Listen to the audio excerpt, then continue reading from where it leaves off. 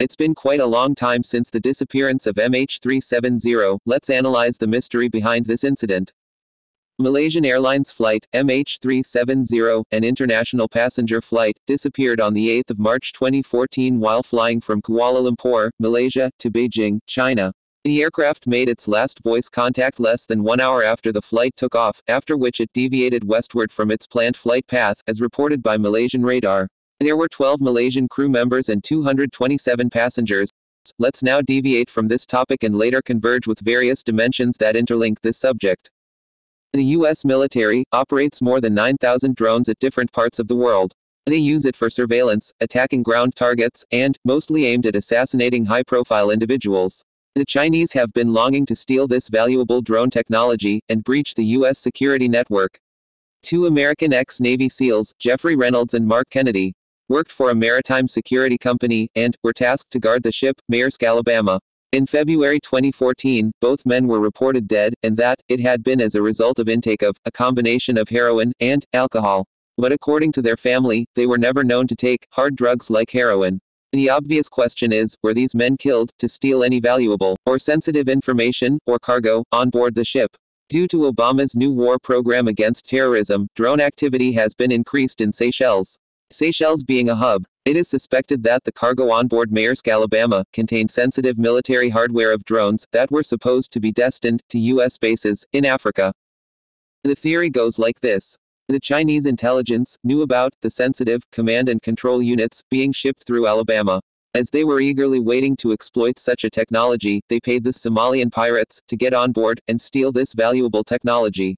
A security report claims that Chinese hackers managed to hack into U.S. shipping company and were able to track what military cargo was being shipped on which U.S. vessel, and that's how Alabama was targeted. In an article by New York Times, it was stated that the pirates used two sex workers to entice Kennedy and Reynolds, who were getting drunk and gambling at the casino that evening. They were killed when they were back to ship for a private party. Both were injected a lethal dose of heroin, leaving syringes in their hands. Once they were incapacitated, the women led other pirates onto the ship, who cut open the containers of mobile drone control cargo using bolt cutters. Once the hardware was located, they unloaded it onto a truck and made off with the cargo. This cargo was later transported to Malaysia. At the end of February 2014, when Chinese defense intelligence agents purchased it and transported to Chinese embassy at Kuala Lumpur. Freescale Industries is a renowned U.S.-based firm that manufactures high-powered microchips for military radars and other electronic warfare equipment. A team of 20 scientists, 12 from Malaysia and 8 from China, from Freescale Semiconductors, who were working for Chinese defense intelligence, were waiting for the arrival of U.S. drones at Chinese embassy to back-engineer the drone technology. If Chinese were able to hack onto global drone network, they would have been able to control U.S. drones themselves, which will be a greater threat to U.S. national security. The final plan was to transport the hardware to Beijing through a commercial carrier to avoid suspicion. That was how MH370 was chosen.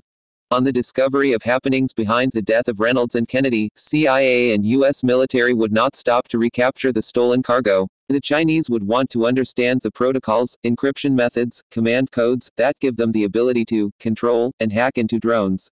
By this, they can continuously track the U.S. surveillance activity. A well-planned plot was executed, and it goes like this. Malaysian Airlines had now reported about the mystery cargo that contained some radio equipment. It is now well clear the primary objective of CIA was that the drone technology should not make it to Beijing at any cost. They had three options with them. The first one being that they would blow up the flight in air. But this could create a risk of war with China. The second one would be to conduct an assault mission to recover the cargo before it was loaded on flight. But it will be a dangerous option without special forces in a foreign country. The third one would be to hijack the flight, recover the cargo, and ditch it in sea. The advantage of the third option is that it would be a secret mission, and, at the same time, 20 scientists who knew information about these drones can also be killed.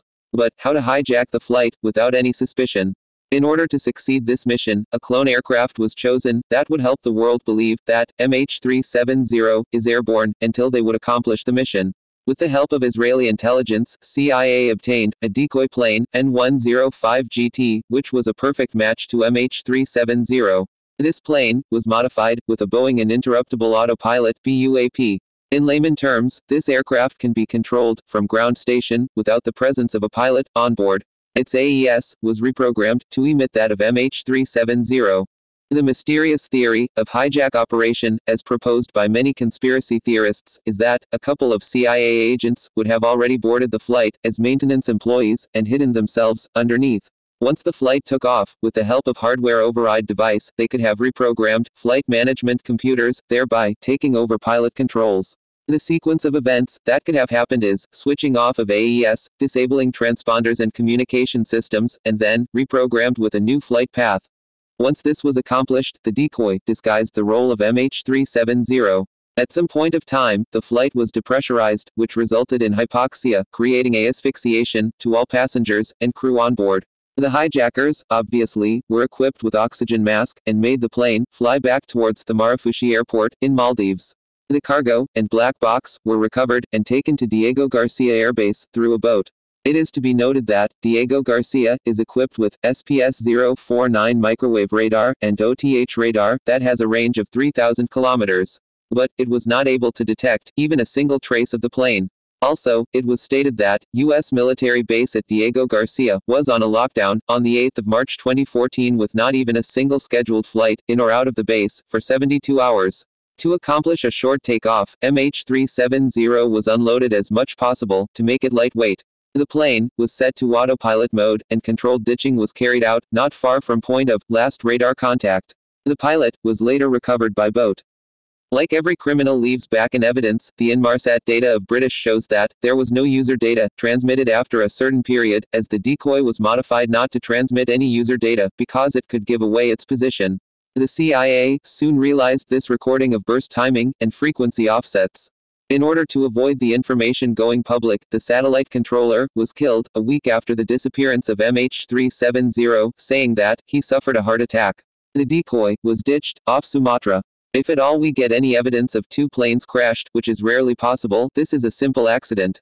Also, isn't it difficult to believe that China spends 15.3 million euros and all its naval resources for search operations for very few Chinese passengers who lost their life in this tragic incident? Though the recovery of stolen cargo remains hidden, it is sure that 20 scientists from Freescale Semiconductors who back-engineered the drone hardware are no more. Thank you for watching. Subscribe to our channel for more interesting videos.